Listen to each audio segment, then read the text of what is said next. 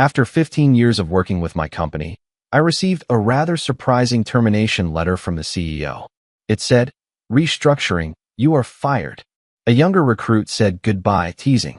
I said, "Thank you for the opportunity," and left. The next day, they needed me, but it was too late. Hello. Thank you for your continuous support. This means a lot to us. If you enjoy the stories we share, kindly subscribe to this channel. It will be great if you can leave a comment on which city you are watching from. We might just give you a shout out in our next story. Today's special shout out goes to Ellen Morton from New York. We are glad you enjoy our stories. Now let's dive into the details of today's story. I'd given Pinnacle Solutions 15 years of my life when the email hit my inbox like a sucker punch. It was late afternoon, the office humming with the usual clatter of keyboards and half-hearted chatter. I'd just wrapped a call with a client, Mrs. Delaney, who'd been with us for a decade and still called me the only one who gets it, when I saw the subject line. Organizational update. No big deal, I thought. Victor Grayson, our CEO, loved sending these vague, self-important memos. I clicked it open, expecting jargon about synergy or streamlining. Instead, I got this. Due to restructuring, your position is eliminated. Effective immediately. Regards, Victor. 15 years, and that was it. No warning, no, thanks for your service. Not even a phone call. Just 13 words and a digital signature. I sat there, staring at the screen, my pulse thudding in my ears. Senior account manager, gone. Effective immediately. I was 42, not some kid fresh out of college, and I'd built half their client base from scratch.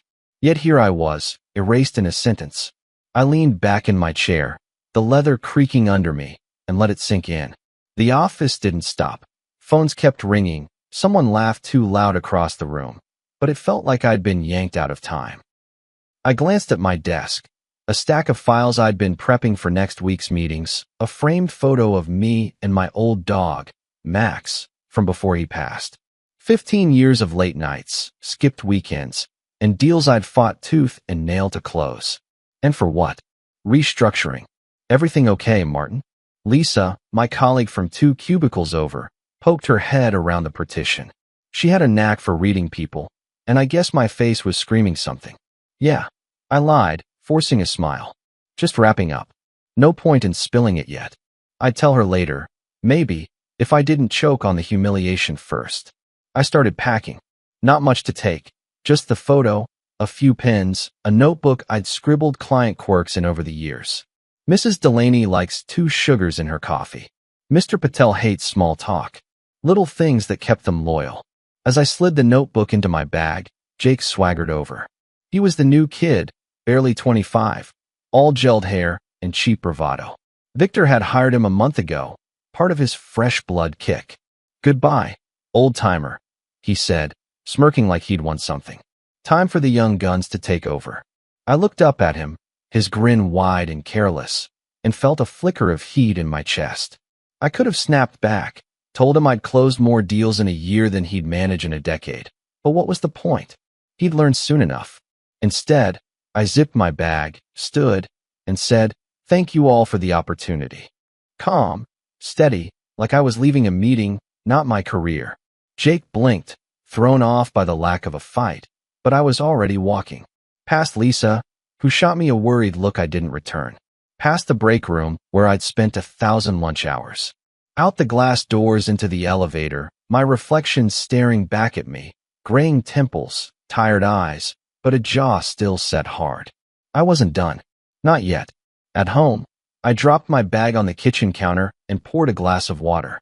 The apartment was quiet, too quiet, and my mind wouldn't stop racing.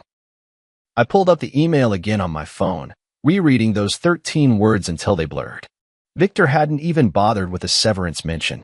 Just effective immediately, like I was a line item to scratch off. I thought about the early days, back when Pinnacle was a scrappy startup, when I'd stayed late to pitch clients Victor couldn't charm.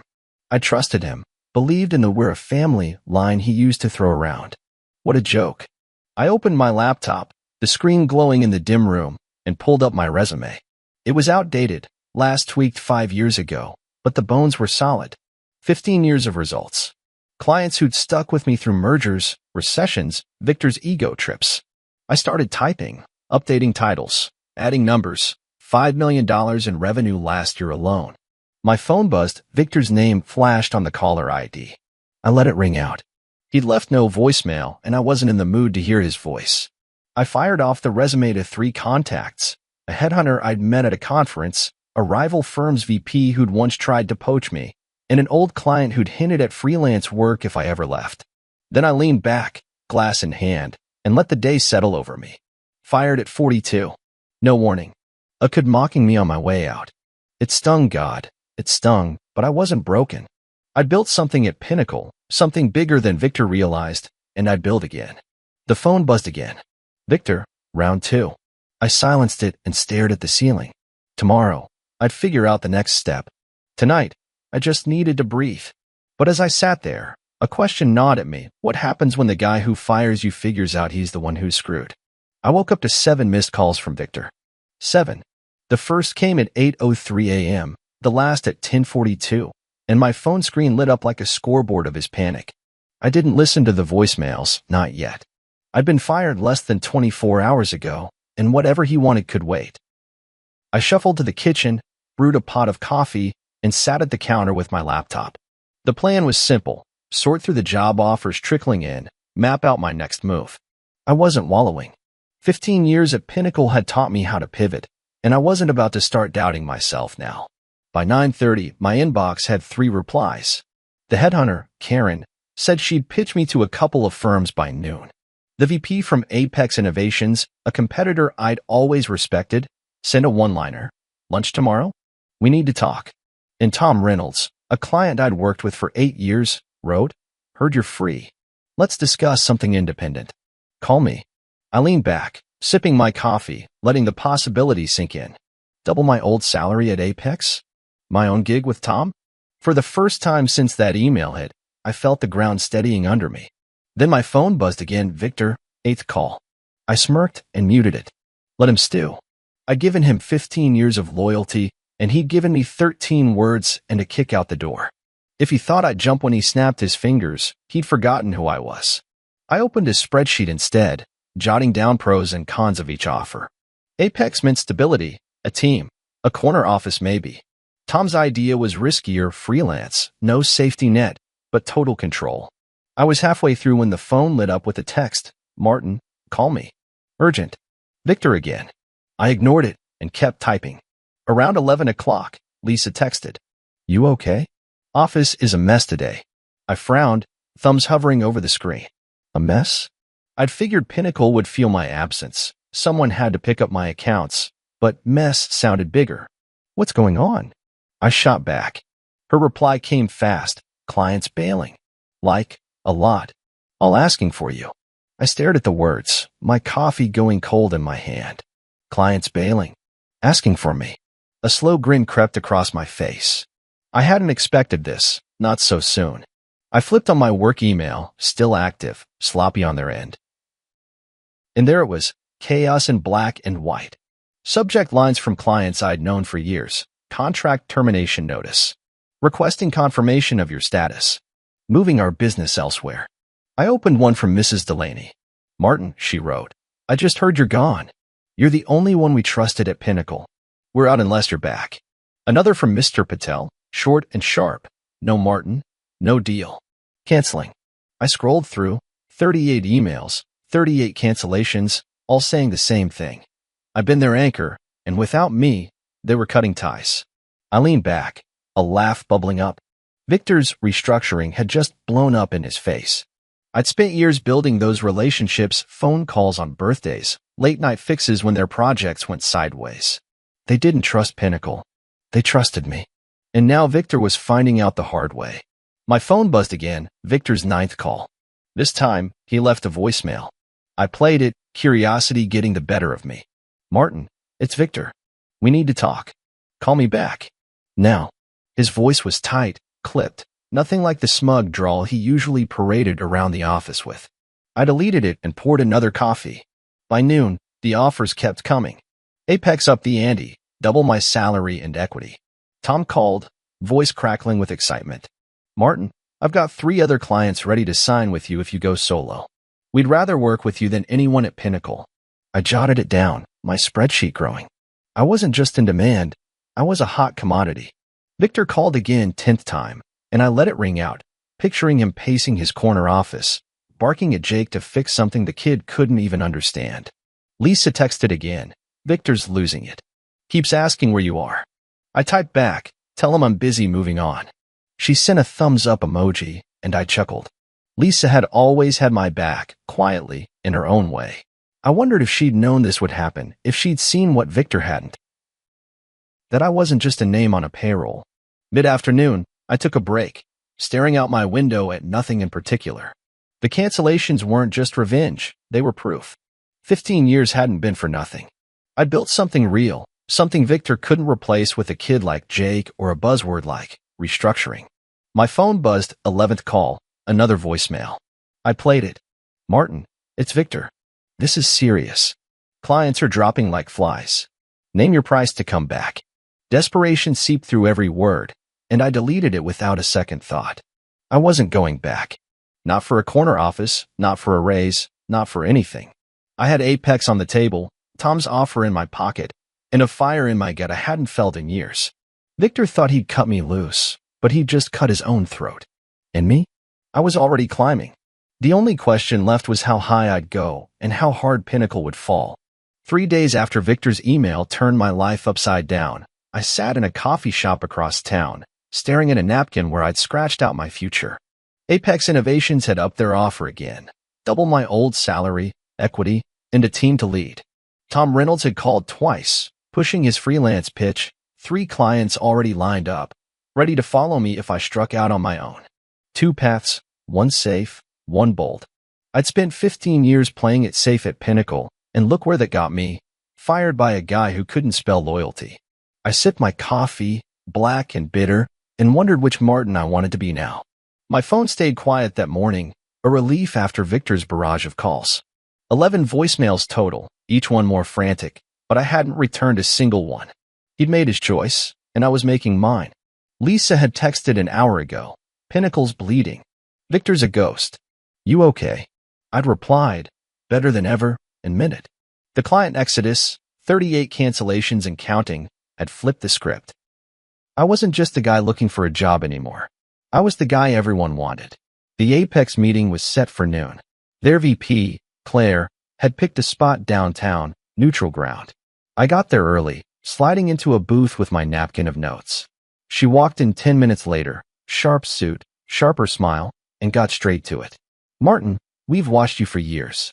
Pinnacle was punching above its weight because of you. We want you at Apex. Senior director, equity stake, your own team. Start Monday if you're in. She slid a folder across the table.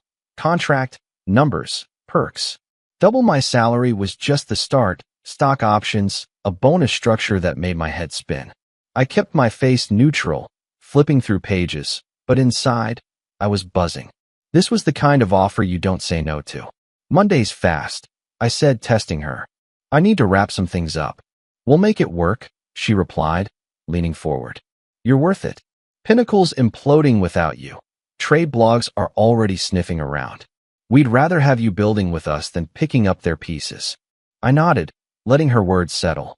She was right about Pinnacle. Lisa's updates painted a grim picture. Empty desks, canceled meetings, Victor dodging the board. I'd built their client trust brick by brick, and now they were finding out it didn't transfer to Jake or anyone else. Claire's offer was a lifeline, a rocket boost. But as I folded the contract into my bag, Tom's voice echoed in my head. Go solo, Martin. We'll back you. Freedom versus structure. I told Claire I'd think it over and left, my mind a tug of war. That night, I hit an industry mixer, half networking, half curiosity. I'd thrown on a new suit, one I'd bought after the firing, and walked in feeling like a man with options. Heads turned, whispers followed. That's Harper, Pinnacle's golden boy. Heard he's why they're tanking. I grabbed a drink and mingled, fielding questions with a shrug, just exploring what's next. Then I saw Victor. He cornered me by the bar, his tie loose, eyes wild. Martin, buddy, he started, all fake warmth. We need to talk. No, we don't, I said, sipping my drink. He flinched, but I didn't budge. Look, I messed up, he pressed, voice low.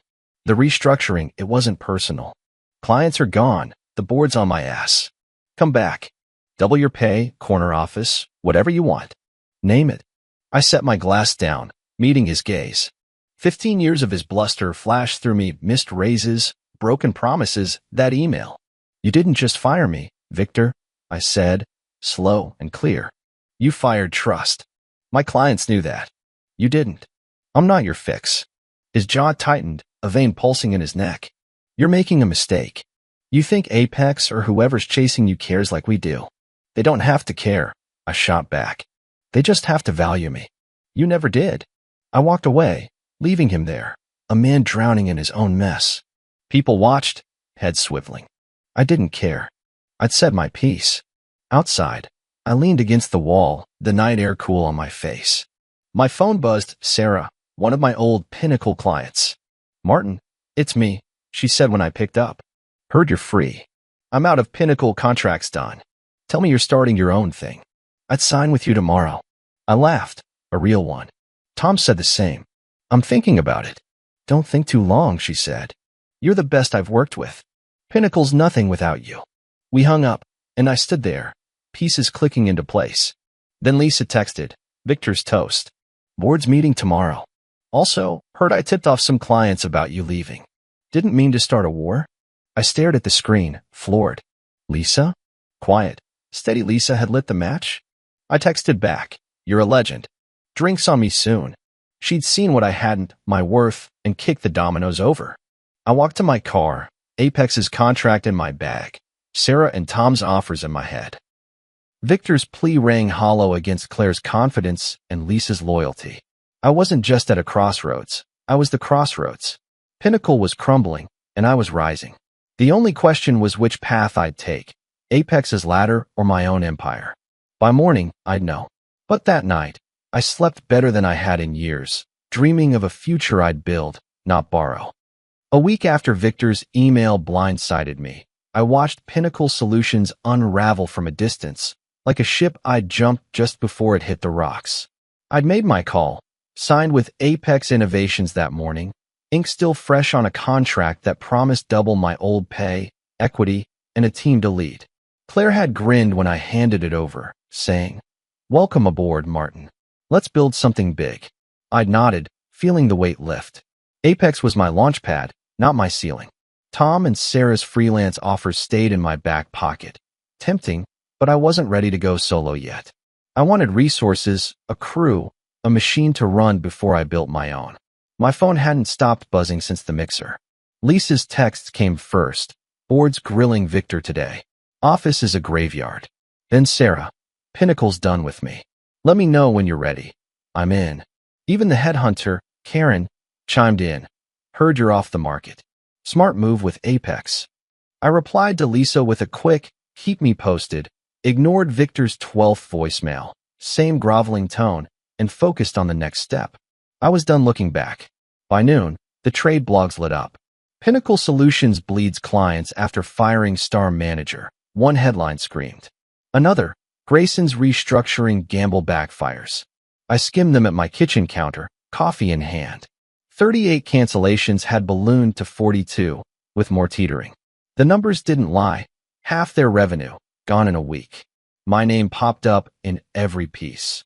Martin Harper, the trusted face of Pinnacle's success, was let go in a cost-cutting move insiders call catastrophic.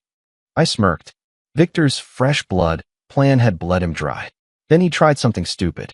A rumor hit my inbox. Victor telling anyone who'd listen I'd botched accounts, left messes for Jake to clean up. It was a desperate swing, and it landed like a wet rag. Within hours, clients fired back. Mrs. Delaney emailed me directly. Heard Victor's nonsense. Told him you're the only reason we stayed. He's a fool. Mr. Patel posted on a trade forum. Harper was gold. Grayson's the liability. Even Lisa texted, Victor's spinning lies. Nobody's buying it. Clients are pissed. I didn't respond to the noise. I didn't have to. The truth was louder than his bluff. Jake bailed that afternoon. Lisa called me, voice crackling with amusement. Kid walked out at lunch. Said the phones wouldn't stop. Clients yelling, asking for you." He looked like he'd seen a ghost. I laughed, picturing his gelled hair and smug grin crumbling under pressure. "He thought he'd replace me," I said. "Poor bastard didn't know what he was replacing." "Victor's next," she replied. "Board's done with him. You should see this place. Half the desks are empty." I thanked her, promised that drink, and hung up. Jake's exit was a footnote. Victor's was the main event. I started at Apex the next day, walking into a sleek office that hummed with purpose. Claire introduced me to my team, 5 sharp account managers, eager to move. "You're the guy from Pinnacle, right?" one asked. "Heard you sank them single-handed." I shrugged. "They sank themselves. I just stopped holding them up." They laughed, and we got to work. My first call was a new client Claire had teed up, a $2 million deal I closed by lunch. It felt good, clean, like I'd shed 15 years of Victor's baggage in a single handshake. Pinnacle's collapse kept rolling. Lisa texted midweek, "Victor's out. Board fired him this morning. Rumor is he's selling his car to cover debts." I didn't gloat, not out loud, but I felt the justice of it. He'd built nothing, just ridden my work until he thought he didn't need me. Now he was scrambling, and I was climbing. The blogs updated. Pinnacle Solutions faces layoffs, potential sale. 42 clients down to a handful, a shell of what I'd helped make it. I'd warned him at the mixer. He'd fired trust. He hadn't listened. My old colleagues rallied too. A LinkedIn post from Mrs. Delaney went viral in our circles. "Martin Harper is the gold standard. Pinnacle lost him, and we lost Pinnacle." Comments piled up, clients, peers, even a rival exec I'd sparred with years ago. "Harper's the real deal." Grayson's a cautionary tale. I didn't post a thing. Didn't need to. They were doing it for me. By Friday, I settled into Apex, my desk stacked with files, my team buzzing around me. I wasn't just a hired gun here. I was a mentor, a closer, a name. Claire stopped by, leaning in my doorway. "You're already making waves.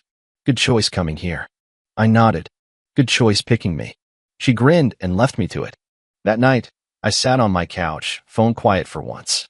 Victor's lies had flopped. Jake was gone. Pinnacle was a ghost town. I'd landed on my feet. Better, I'd landed higher. Apex was my proving ground, and I was ready to run it my way. But as I kicked back, one thought lingered. This wasn't the end. It was a beginning. And whatever I built next, it'd be mine, trust and all. A month after Victor's email ripped my old life apart, I stood in my new office at Apex Innovations, looking out a window that framed a city I was ready to conquer. The desk behind me was cluttered, files, a coffee mug, a photo of Max I'd brought from Pinnacle, but it felt right. I'd been at Apex 3 weeks, and already I'd closed deals worth $4 million, trained a team that hung on my every word, and earned a nod from Claire that said more than any paycheck. Pinnacle was a memory, a lesson, a ghost. I'd moved on, and I'd moved up. The first week had been a blur, learning names, shaking hands, diving into accounts. My team, 5 account managers, all hungry, watched me like I was some legend. "You're the guy who tanked Pinnacle," one said, half joking. I grinned. They tanked themselves. I just walked away. They'd laughed, but they got it. I wasn't there to gloat. I was there to work. And work I did. My first big win came fast. A $2 million contract with a tech firm Claire had been chasing for months. I'd sealed it over lunch, leaning on the same trust I'd built with Pinnacle's clients. Difference was, Apex valued it. Lisa kept me posted on the wreckage I'd left behind. "Pinnacle's laying off half the staff," she texted one morning. "Victor's gone quiet. Heard he's consulting now, barely scraping by." I didn't reply right away. Part of me wanted to feel bad for him, 15 years together. After all, but he'd made his bed. The board had fired him a week after the mixer, and the blogs had feasted.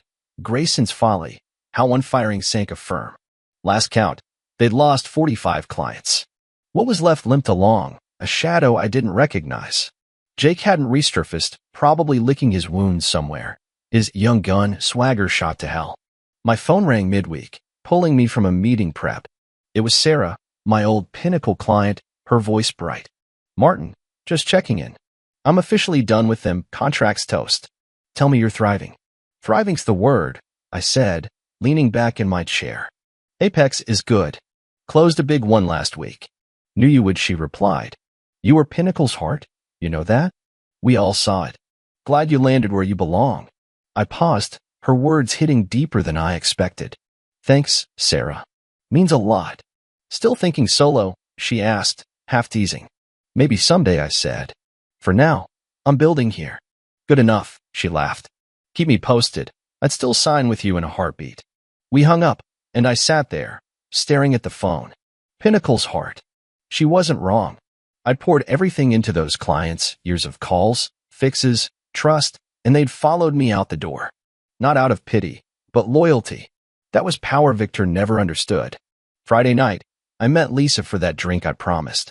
We grabbed a booth at a bar downtown, her eyes wide as she spilled the latest. They're selling The Office, she said, sipping her beer. Pinnacle's done, might shut down by summer. Victor's name's mud. You're the guy everyone talks about now. Better than being the guy they forget, I said, clinking my glass against hers. She grinned. I didn't plan the client thing, you know. Just mentioned you were gone to Mrs. Delaney. She ran with it. You started a war, I said, smirking. Best accident I've ever seen. Worth it, she replied. You deserved better. I thanked her, slid a 20 to cover the tab, and meant every word. Lisa's quiet move had flipped the table, proof I'd had allies even when I didn't know it. Back home, I wrote her a note. Nothing fancy, just thanks for having my back. Drinks again soon. I mailed it the next day, a small nod to the past as I built the future. Apex was my proving ground, and I was running it my way. My team leaned on me, Claire trusted me, and clients signed because of me. One afternoon, a new hire asked, "How'd you do it?" Bounce back like that. I shrugged. Got fired. Kept going. That's it. He nodded, like it was that simple. Maybe it was. Pinnacle became a cautionary tale, Victor's restructuring a punchline at conferences. I didn't need to check the blogs anymore. The story was done. 45 clients gone, a CEO humbled, a kid outmatched. I'd walked away with my head up, and they'd fallen without me. That was enough. On my last day of the month, I stood at that window again, city lights flickering below. Apex was mine to shape, deals to close, a team to lead, a name to grow. Sarah's call echoed. You're where you belong. She was right. 15 years undervalued, a week of chaos, and now this, a rise I'd earned. I turned from the glass, grabbed my bag, and headed home. The past was ash. The future? That was mine to build, one trust at a time. Did you love Martin's rise from the ashes? Hit that like button if you cheered him on, and drop a comment. Would you have gone with Apex or started your own gig? Subscribe and ring the bell so you don't miss the next story of grit and payback. Let's keep the conversation going. What's your take on trust in the game? See you in the next story.